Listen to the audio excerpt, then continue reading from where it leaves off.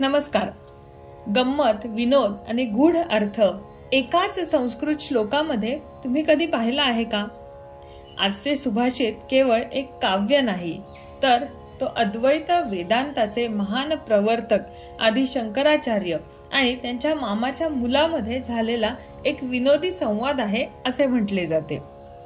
अस्माकं बदरी चक्रम युष्माकं बदरी तरुः बादरायण संबंधात यूयम यूयम वयम वयम. अस्माकं बदरी चक्रम म्हणजे आमच्या बैलगाडीच्या चाकाचं जे लाकूड आहे ते बोराच्या लाकडाचं आहे.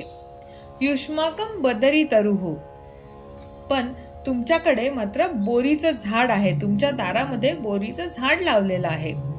आणि हा झाला आपला बादरायण संबंध.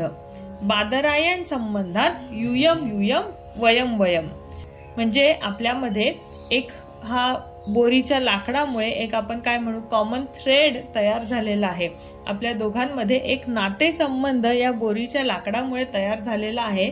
पण तरी सुद्धा युयम युयम वयम वयम म्हणून तुम्ही म्हणजे आम्हीच आणि आम्ही म्हणजे तुम्ही. जेव्हा शंकराचार्य त्यांच्या मामाच्या मुलांना भेटले, म्हणजे संन्यास घेऊन आल्यानंतर ते जेव्हा पुन्हा एकदा त्यांच्या आईला भेटायला गेले, त्यावेळेला त्यांच्या मामाच्या मुलांनी उपहासाने त्यांना म्हटले की तुम्ही तर संन्यास घेतलात, आता तुमचे इथे काय आहे, तुमच्याकडे काय आहे? आमच्या घरी तर बोराचे झाड म्हणजे बदरी तरू आहे, पण तुमच्याकडे काय आहे?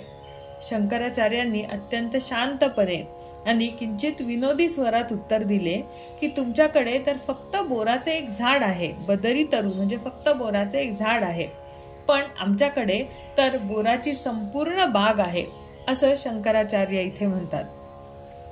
मामाच्या मुलाचे हे बोराचे झाड म्हणजे त्याचे छोटेसे भौतिक घर, त्याचे भौतिक कुटुंब, आणि शंकराचार्याचे बदरी चक्रम म्हणजे इथे बद्रिकाश्रम, त्याच्यातील आध्यात्मिक ज्ञान, परमेश्वराचे ठिकाण, हा रेफरन्स इथे वापरलेला असावा. इथे शंकराचार्यांनी स्पष्ट केले आहे की तुम्ही अजूनही तुमच्या भौतिक जगामध्ये, रोजच्या सुखामध्ये, मटेरियलिस्टिक वर्ल्डमध्ये अडकलेले आहात, जिथे माझे आणि तुमचे असे भौतिक भेद आहेत. वरवर पाहता हा श्लोक केवळ नातेसंबंधांची आणि बोराच्या झाडाची गोष्ट वाटतो, पण यामागचा गूढ अर्थ आपल्याला वेदांताच्या एका महत्वाच्या सिद्धांताकडे घेऊन जातो. अद्वैत म्हणजे काय? मी आणि तू हे वेगवेगळे असूनही एक कसे आहेत? या श्लोकामध्ये शंकराचार्यांनी बद्रीनाथच्या बोराच्या झाडांना बदरी चक्रम असे म्हटले आहे, जे त्यांच्या विशाल कार्याचे प्रतीक आहेत. तर मामाच्या मुलाच्या अंगणातील झाडाला बदरी तरू म्हणजे केवळ एक झाड म्हटले आहे. याद्वारे शंकराचार्यांनी विनोदी शैलीत हे दर्शवले आहे की त्यांचे नातेसंबंध आता केवळ बद्रिकाश्रमाच्या म्हणजे देवत्व स्तरावरती आहेत, आणि भौतिक जगातील मी आणि तू हे वेगवेगळे असले तरी पारमार्थिक स्तरावर मात्र ते एकच आहेत, अद्वैत आहेत. भौतिक भेद हा नेहमी राहणारच, मी आणि तू यांचा संघर्षही राहणार, पण जेव्हा आपण ज्ञानाच्या आणि सत्याच्या दृष्टीने पाहतो तेव्हा हे सगळे भेद गळून पडतात, कारण मुळात हे सगळे एकच आहे.